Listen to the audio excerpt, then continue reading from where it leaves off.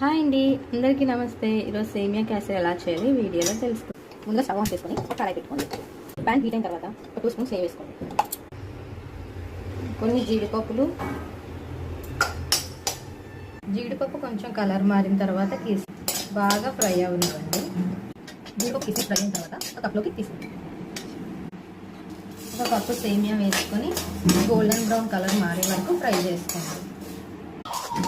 సేమియా ఈ కలర్లోకి వచ్చిన తర్వాత స్టవ్ ఆఫ్ చేసుకోండి. ఇప్పుడు ఏ కప్తో అయితే సేమియా తీసుకున్నామో దాంతో 2 కప్స్ ఆఫ్ వాటర్ని మరగనివ్వండి. వాటర్ మరిగిన తర్వాత మనం ఫ్రై చేసుకున్న సేమియా తీసుకొని బాగా ఉడకనిద్దాం.